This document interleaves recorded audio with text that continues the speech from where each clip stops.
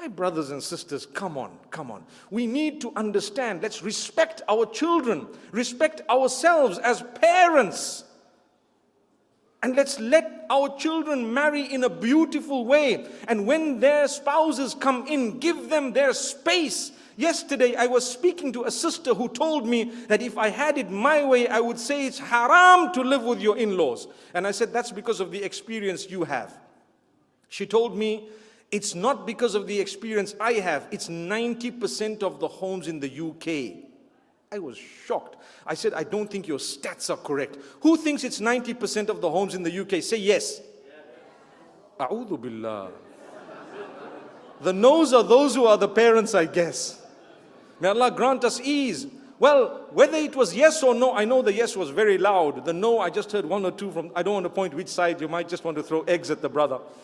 But I tell you what, that goes to show that we do have a crisis. Give them their space. They're adults, 22, 25. These are adults. If you want to guide them, you may say a good word. How do you expect them to be spouses who are happy when you are interfering in a negative way? And then comes the old man.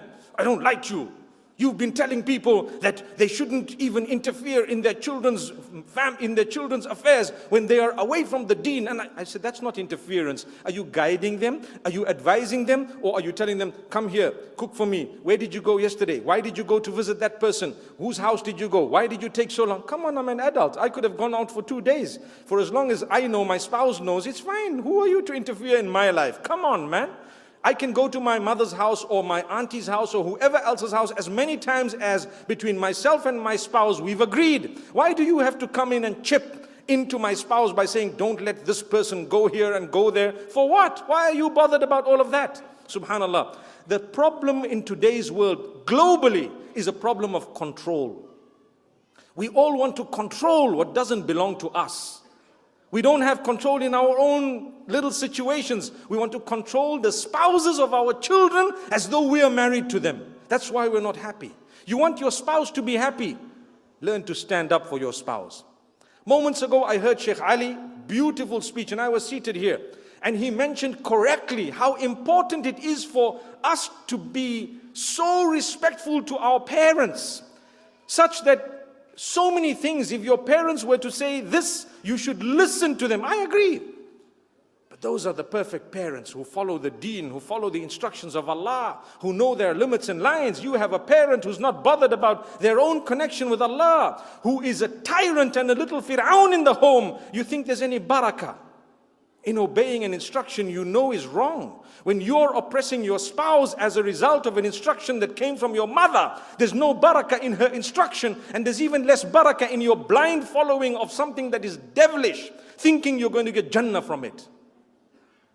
I don't think you've heard someone say this the way I've said it before.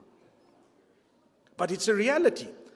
The rate of divorce is unbelievable. You know why? Because we are not the ones who together decide as husband and wife what's going to happen. We have a whole committee of people like a United Nations Security Council deciding whether my wife can actually go back to her mother's house for a week because it's Eid. And there's one guy who has the veto power. Yeah, and that's not even your spouse. It's a fact. I'm sure we relate to what I'm saying. So my brothers and sisters, learn.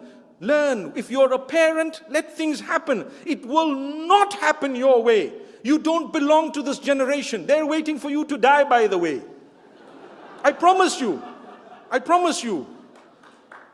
If you are a person who is making others' lives difficult, I swear, probably they are hoping, if they haven't already made a dua against you, that you go ASAP.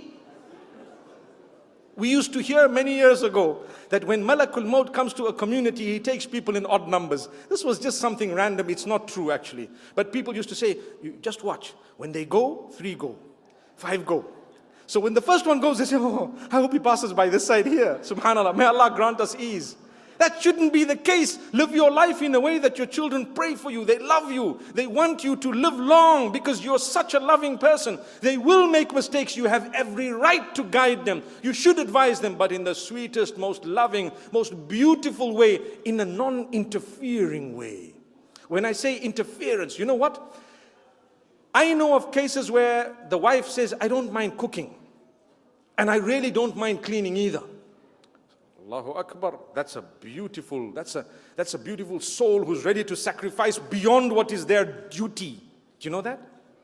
But they say the problem is every other day my mother-in-law or my father-in-law says, right, we're having 3 guys coming in for lunch. We have 5 visitors coming in the next day, 4 visitors. And you say, it's okay if it happens once in a while, but every single day, that's why there's things called restaurants. You can just order a TA. TA for guests. Trust me, the food at My Lahore is probably better than that at your home. Subhanallah. May Allah grant us ease.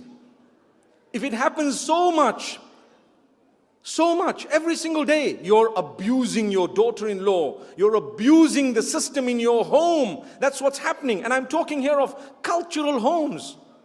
And then we say, no, but if visitors don't come to your house, how will you get Jannah? There's no barakah. Okay, bring people to work if really you can afford all of that. Because back at the time of the Prophet ﷺ, they had such a simple dish. Today, on top of telling you that there's going to be 10 guests coming and you're going to have to feed them, they'll tell you, we want this for starters, we want this for a second starter, we'd like this for a main dish, we'd like another main dish, we want a vegetable side dish, we want another side dish, and you must make this type of a dessert, and so on and so forth, and you must get that tea with this type of milk, and you must serve it this way. Hang on, this is not a restaurant. This is not a restaurant. Make it simple. I tell people, you come to my home for a meal, you're going to get one thing. That's it. That's it. Meal. You're not going to get 5, 10 dishes like we're exotic, wealthy people who've never ever lifted a spoon. No, we work hard. Make life easy for people. Subhanallah.